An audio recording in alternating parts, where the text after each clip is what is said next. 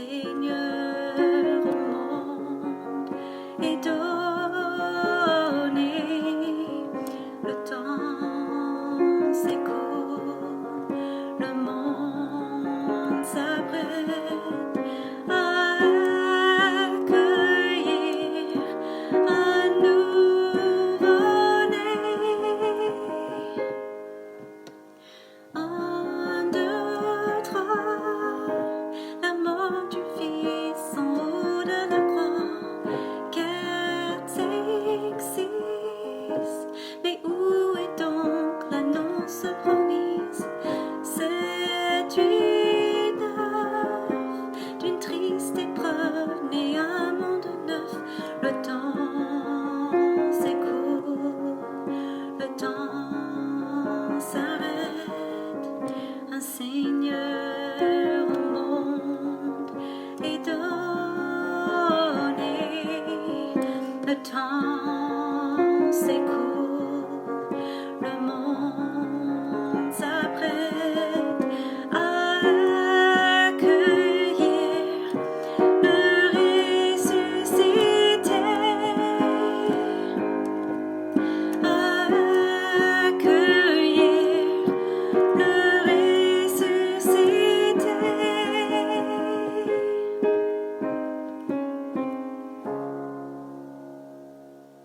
Bonjour à toutes et à tous et bienvenue pour ce moment de culte. Merci à Michel Bert qui a participé à l'élaboration des textes liturgiques. Merci aux musiciennes Marie-Hélène Vérillac au piano et Sarah Deléris au chant. En ce dimanche de Pâques, nous sommes virtuellement réunis pour proclamer à pleine voix la résurrection du Christ, pour dire « Oui, il est ressuscité, le Christ est vraiment ressuscité ». Je vous invite à la prière. Oui Seigneur, encore une fois, nous sommes venus pour chanter Pâques avec obstination.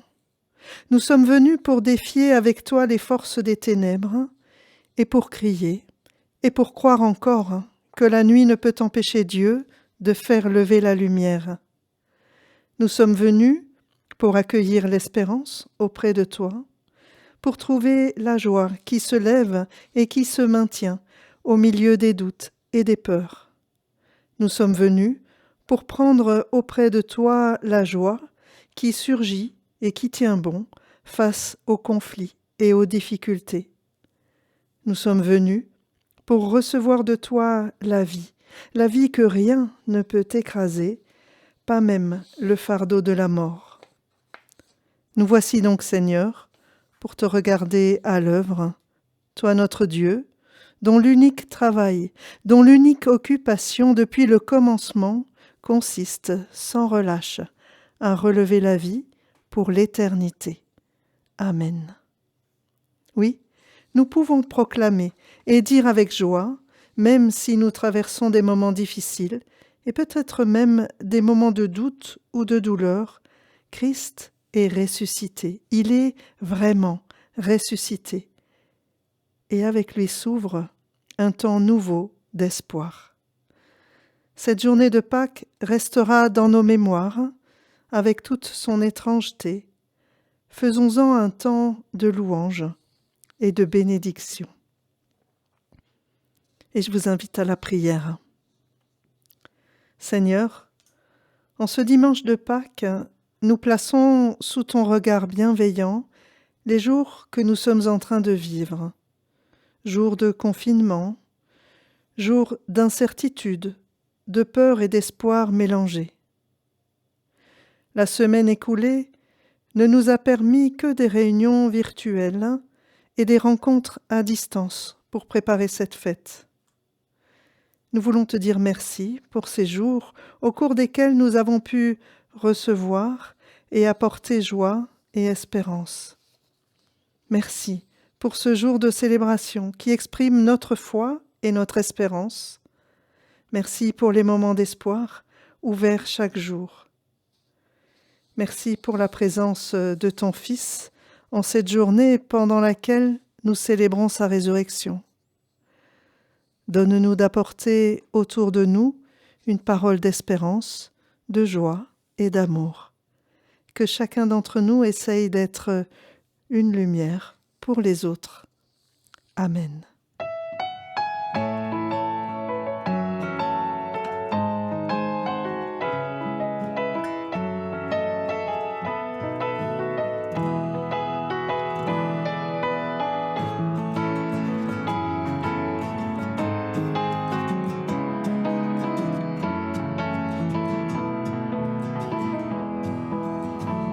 Venez le célébrer, son grand amour, venez le chanter. Le Fils de Dieu est venu donner la vie. Nous te fêtons, ô roi, car tu nous fais partager ta joie. Et nous offrons en ton honneur un chant d'amour, Seigneur. Venez le célébrer, célébrer, célébrer, chanter, célébrer, chanter notre roi.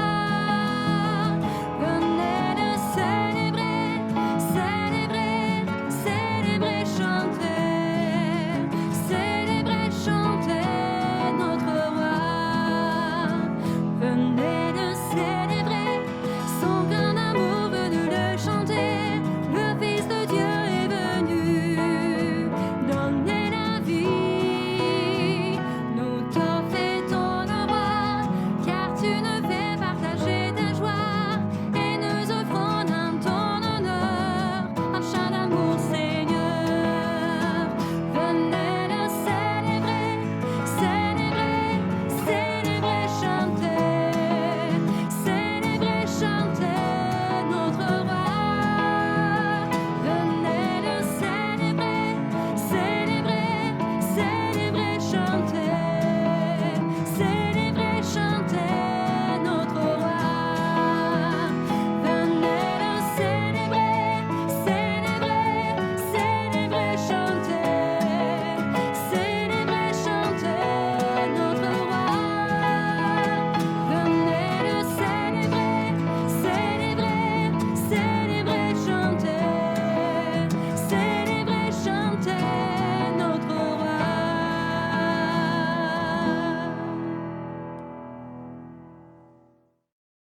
Nous lisons dans l'Évangile de Jean, au chapitre 20, les versets 1 à 18. Tôt, le dimanche matin, alors qu'il faisait encore nuit, Marie de Magdala se rendit au tombeau. Elle vit que la pierre avait été ôtée de l'entrée du tombeau.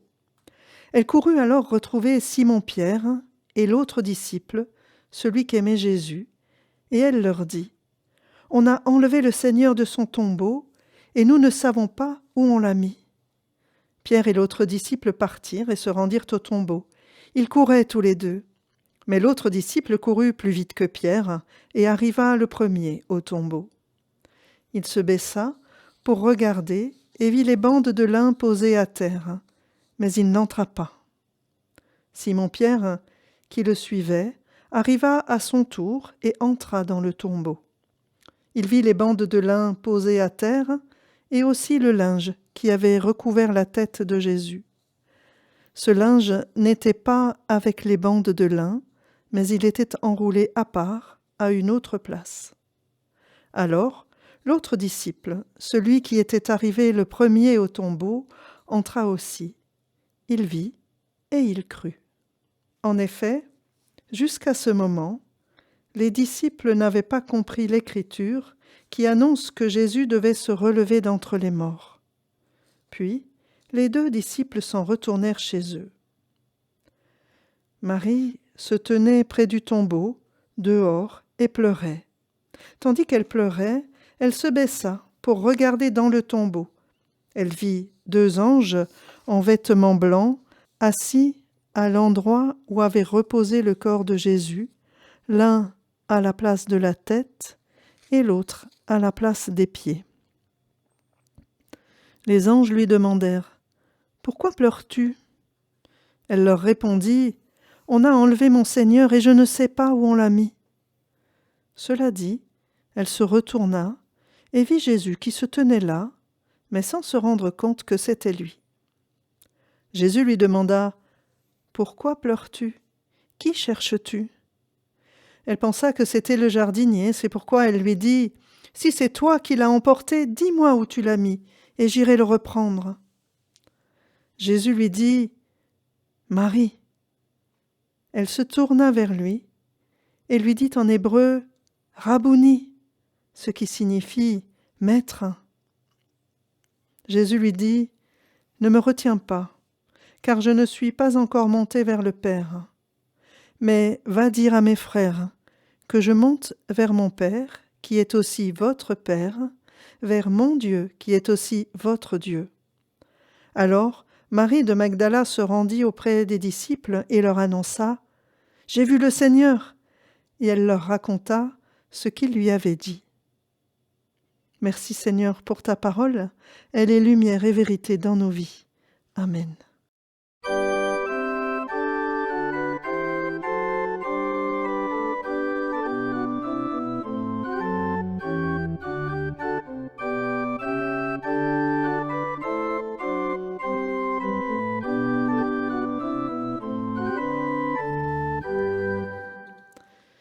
Aujourd'hui, en guise de prédication, je voudrais partager avec vous 3 choses. Tout d'abord, un texte de sœur Myriam, diaconesse de Reuilly. Ensuite, quelques réflexions personnelles sur ce texte de l'Évangile de Jean. Et pour finir, une histoire. Merci à Anne Kowaleski qui nous l'a transmise. Voici donc pour commencer la méditation de sœur Myriam. Vif, allègre, un chant monte de la terre habitée. Du fond de nous-mêmes, la vie prend corps. Le Seigneur est ressuscité. Lorsque les femmes sont parties avec leurs aromates, de grands lambeaux de nuit persistaient. Ainsi en est-il pour nous. Où que nous portions nos pas, nous ne connaîtrons pas encore la clarté envahissante du plein jour.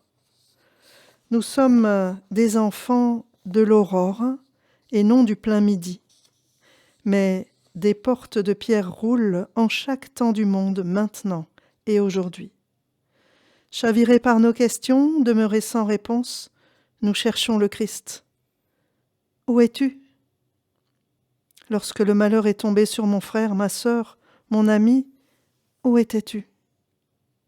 Une voix plus silencieuse qu'un souffle dit en nous « Va vers tes frères, qui sont les miens, et dis-leur que je suis vivant. »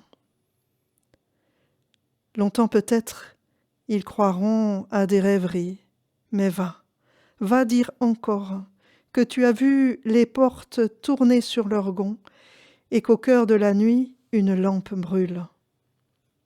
Va leur dire qu'ils sont habités d'une vie plus forte que la mort. Ils vivront, car je vis, et l'image de Dieu dans l'homme semblerait-elle brisée à jamais? Elle demeure. Il est aussi des matins de Pâques où le souffle manque pour dire la nouvelle. Il est des matins de Pâques où quelqu'un près de nous ne chante pas « Alléluia ».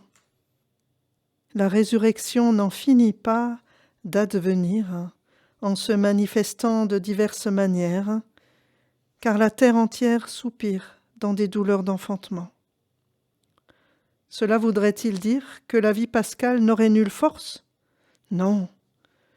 Nous sommes bien en plein évangile, où tout n'est pas évidence claire. Dans le corps souffrant du Christ, nous avons notre place. Et l'attente de la foi n'est rien d'autre que celle d'une victoire.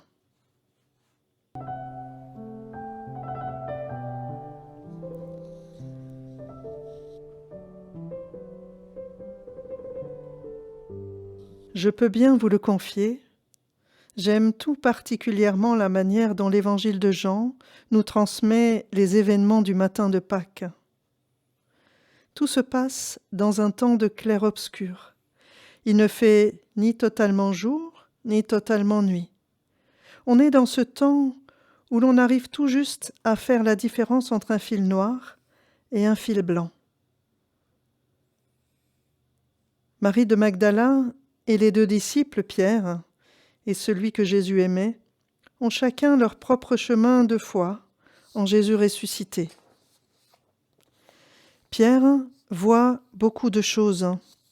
Il entre le premier dans le tombeau et il considère, nous dit le texte, il contemple. Il ne semble pas comprendre ce qui se passe. Il a besoin de temps encore. Il croira plus tard, lorsqu'il aura vu de ses propres yeux Jésus ressuscité. Le disciple que Jésus aimait entre lui aussi dans le tombeau. Lui, il voit et il croit. Le texte ne nous dit pas ce qu'il voit et il ne nous dit pas non plus ce qu'il croit. Il semblerait que ce disciple-là fasse une expérience spirituelle au plus profond et au plus intime de lui-même. Quelque chose se passe entre lui et Dieu, quelque chose qui n'est pas mis en mots. D'ailleurs, le pourrait-on ? Et puis il y a Marie de Magdala. La question qui la taraude, c'est « Où est Jésus ? Je ne sais pas où ils l'ont mis. Je ne sais pas où il est. » Marie de Magdala cherche Jésus de toutes ses forces, de tout son être. Elle aussi va vivre une expérience spirituelle. Et contrairement à celle du disciple que Jésus aimait, son expérience à elle nous est racontée. Et ce qui nous est raconté, c'est l'histoire d'une rencontre entre elle et Jésus ressuscité. Une rencontre qui, elle aussi, se fait dans un registre où la vue, où ce qui est donné à voir ne fait pas sens de prime abord. Marie voit bel et bien Jésus, mais elle ne le reconnaît pas. Ce qui va la faire basculer dans la foi, ce qui va lui permettre de reconnaître Jésus, c'est le fait qu'elle va entendre Jésus prononcer son nom. Marie. Ces 3 trajectoires de foi viennent nous dire que chaque expérience de foi est une expérience unique et personnelle. Croire, avoir la foi, c'est une question de rencontre. Être rencontré par le Christ, ressuscité, vivant, se laisser rencontrer par Dieu, vivant. En ce matin de Pâques, c'est notre nom à nous que Jésus prononce. Il nous appelle chacun par notre nom et nous rejoint de manière intime et personnelle. À toutes celles et tous ceux qui le cherchent, toutes celles et tous ceux qui sont comme Marie à demander « Où est-il ?»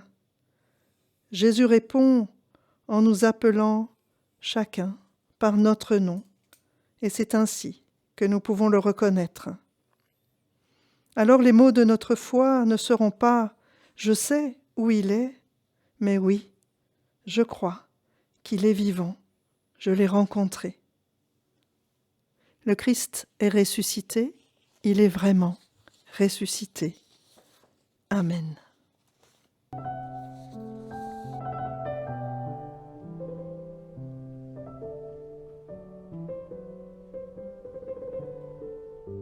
Il était une fois 3 petits arbres qui poussaient en haut de la colline. Et ces 3 arbres rêvaient. Ils rêvaient à ce qu'ils deviendraient lorsqu'ils seraient grands. Le premier des arbres regardait le ciel et les étoiles qui brillaient comme des pierres précieuses. Et il se disait « Moi, quand je serai grand, je serai un coffre à trésors rempli de pierres précieuses. » Le deuxième des arbres regardait le ruisseau qui courait vers la rivière, qui courait vers le fleuve, qui courait vers la mer, et il se disait « Moi, quand je serai grand, je serai un navire qui transportera les puissants et les rois. » Le troisième arbre regardait le ciel, regardait la terre et se disait « Moi, ce que je voudrais quand je serai grand, c'est de rester là et de devenir le plus grand arbre du monde. »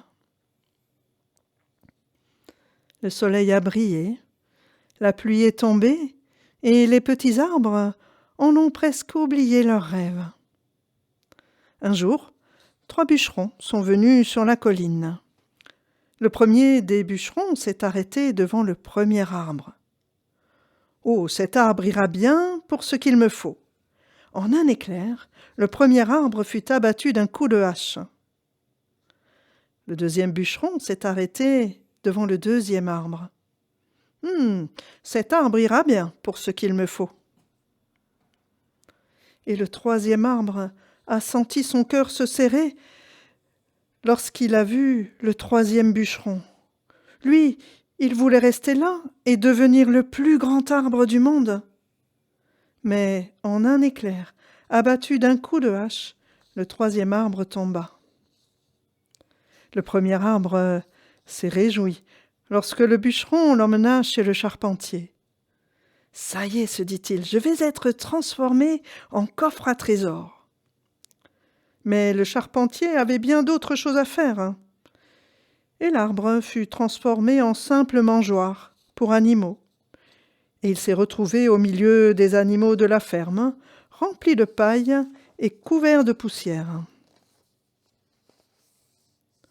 Le deuxième arbre s'est réjoui lorsque le bûcheron l'emmena au chantier naval. « Ça y est, je vais être transformé en navire qui transportera les puissants et les rois. » Mais au chantier naval, on avait bien d'autres choses à faire. Et le deuxième arbre fut transformé en vulgaire barque de pêche qui transportait des cargaisons de poissons morts qui sentaient affreusement fort. Quant au troisième arbre, il fut débité en poutres et stocké dans une cour. Le soleil a brillé, la pluie est tombée, et les petits arbres en ont presque oublié leurs rêves. Mais un soir, le premier arbre a senti qu'on déposait dans sa paille un enfant. Il a entendu une voix qui disait « Oh, j'aurais bien aimé lui faire un berceau. » Une autre qui répondait « Cette mangeoire est magnifique. » Et le premier arbre comprit qu'il contenait le plus beau trésor du monde. À quelque temps de là, le deuxième arbre s'est inquiété. Il transportait beaucoup de passagers et le vent s'était levé. Il n'était pas assez fort pour transporter tout le monde en sécurité. À ce moment-là, un des passagers s'est levé, il a écarté les bras et il a dit « Paix !» Et le vent et les eaux lui ont obéi. Le deuxième arbre a su qu'il transportait le roi des cieux et de la terre. Un peu plus tard, le troisième arbre eut mal quand on a cloué sur lui les mains d'un homme. Mais quelques jours plus tard, il a su que l'amour de Dieu avait tout transformé. Il avait rendu le premier arbre beau, le second arbre fort, et à chaque fois que les gens regarderaient le troisième arbre, ils penseraient à Dieu. Et ça, c'était au moins aussi bien que d'être le plus grand arbre du monde.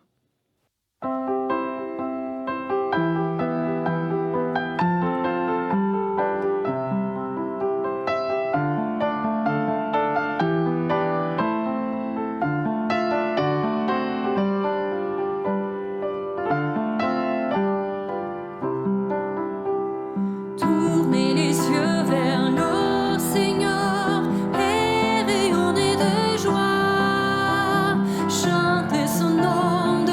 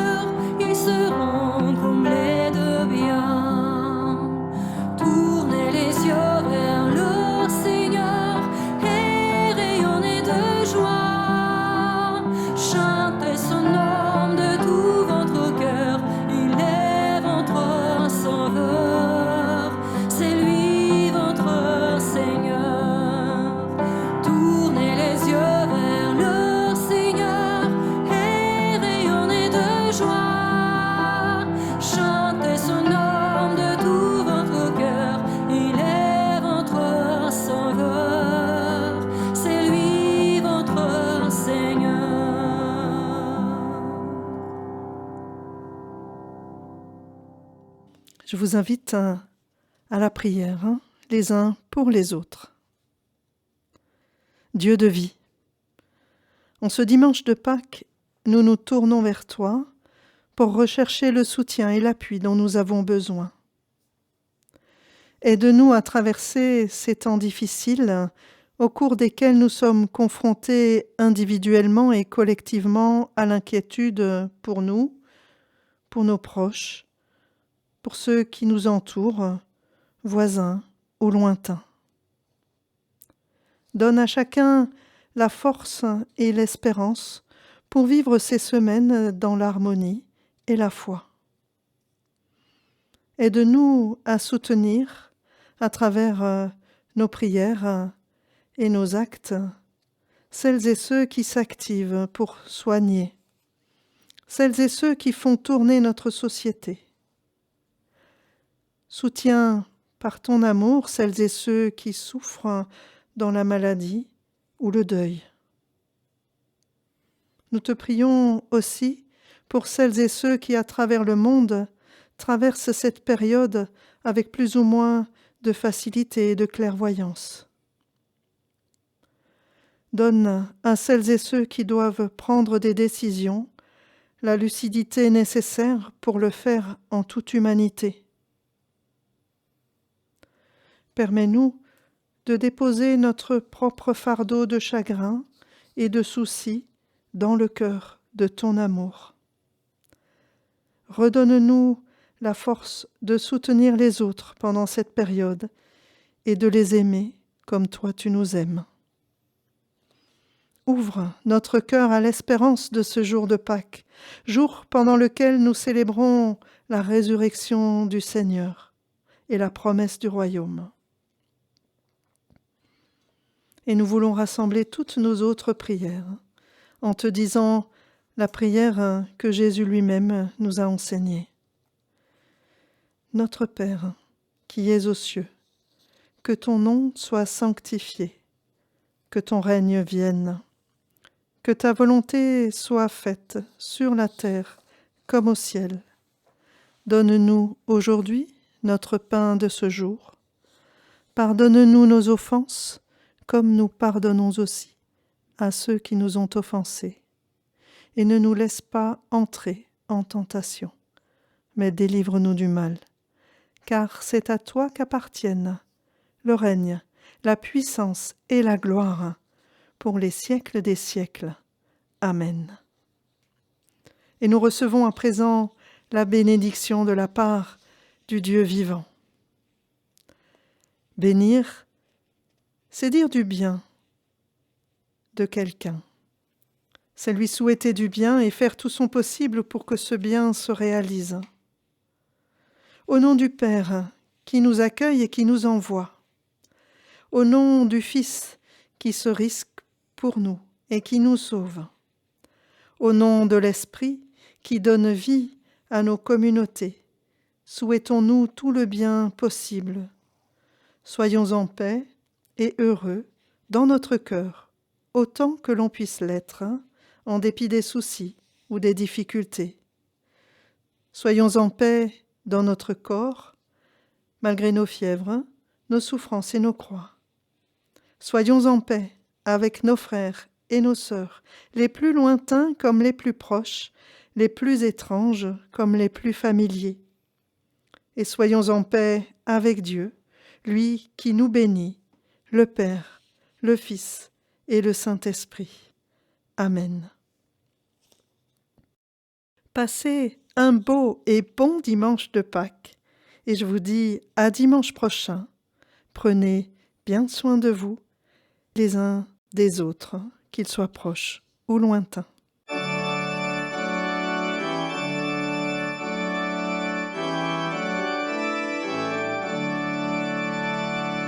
À toi la gloire, ô ressuscité,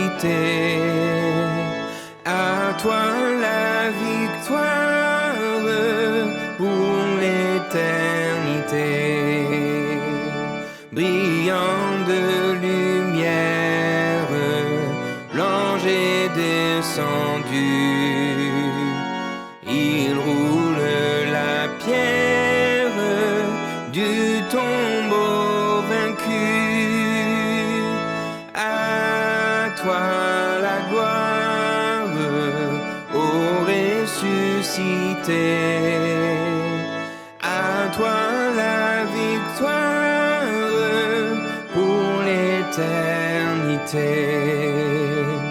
Vois-le paraître, c'est lui, c'est Jésus, ton sauveur, ton maître.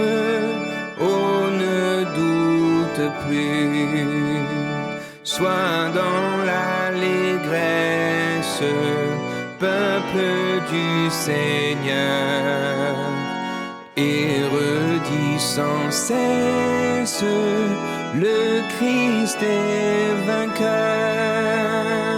À toi la gloire, ô ressuscité, à toi la victoire pour l'éternité.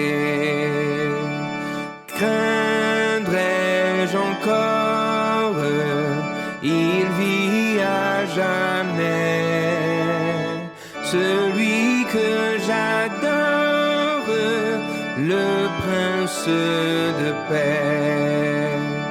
Il est ma victoire, mon puissant soutien, ma vie et ma gloire. Non, je ne crains rien. À toi la gloire, ô ressuscité. À toi la victoire pour l'éternité.